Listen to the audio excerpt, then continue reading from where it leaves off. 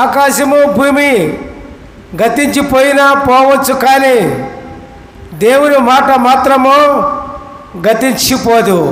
Hallelujah, praise the lord. అందుకని నిశ్చయముగా వాడుతున్నారు దేవుడు.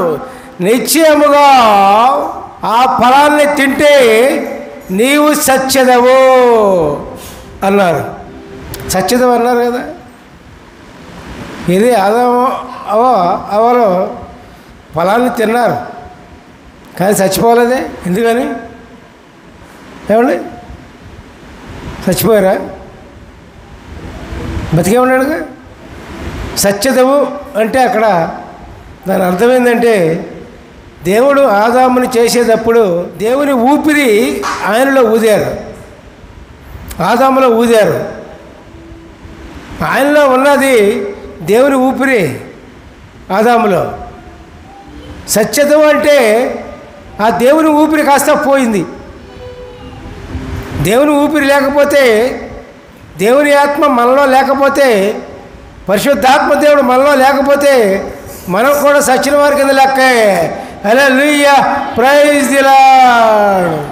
అందుకే అక్కడ నీవు సత్యదవు అన్నా కానీ మనిషి శరీర ప్రకారంగా జీవించి ఉన్నాడు, చచ్చిపోలా. కారణం ఏంటి? తనలో ఉన్న దేవుని ఆత్మ వెళ్ళిపోయింది. దేవుని ఆత్మ వెళ్ళిపోతే ఇంకా అతనిలో ఏముంది? అక్కడ ఏమీ లేదు. ఊరికే జంతువులా చూడటమే, జంతువులో నడవటమే, అంతే. తర్వాత ఎప్పుడైతే దేవుని ఆత్మ పోయిందో అప్పుడు దేవునితో సంబంధం కోల్పోయింది. దేవునితో సంబంధం కోల్పోయింది. దేవునితో సంబంధం ఉండాలంటే, దేవునితో మనం కలిసి ఉండాలంటే, దేవుడు మనం కూడా, మనం పిలిస్తే దేవుడు రావాలి, మరి ఆయన పిలిస్తే మనం వెళ్ళాలి. అంటే దేవునితో ఐక్యంగా ఉండాలి అంటే దేవుని ఆత్మ ఉండాల్సిందే. అప్పుడు ఆదాముకి దేవుని ఆత్మ పోయింది కాబట్టి ఏమైంది?